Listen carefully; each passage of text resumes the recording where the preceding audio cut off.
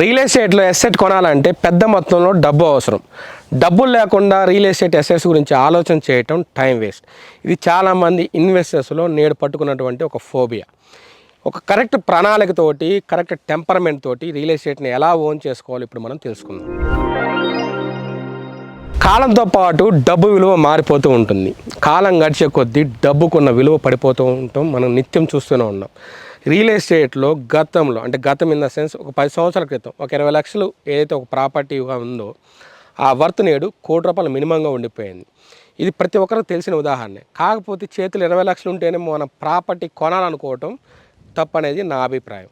ఎందుకంటే 20 లక్షలు మీ చేతులు లేకపోయినా 20 లక్షలని మనీ క్రియేట్ చేసే ఆప్షన్ మీకు లోన్ ద్వారా ఉంటే మాత్రం ఆ లోన్స్ని మీరు యూటిలైజ్ చేసుకోండి.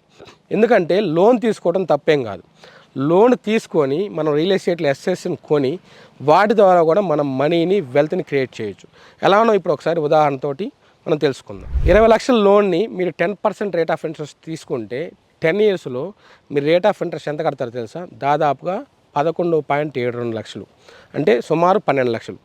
ఈరోజు అదే వర్త్ 80 లక్షలు అయింది అనుకోండి, అంటే ₹1,00,00,000 వర్త్ అయింది అనుకోండి.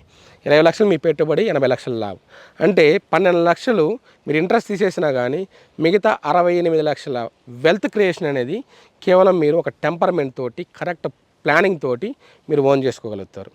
సో అందుకని నేను చెప్పేది ఏంటంటే కాలంతో పాటు డబ్బుకు విలువ మారిపోతూ ఉంటుంది. అందువల్ల వీలైనంత వరకు ఎలిజిబిలిటీస్ ఏదైనా ఉంటే కనుక మనీ క్రియేట్ చేసుకుని వాటితోటి రియల్ ఎస్టేట్స్ని కొనండి.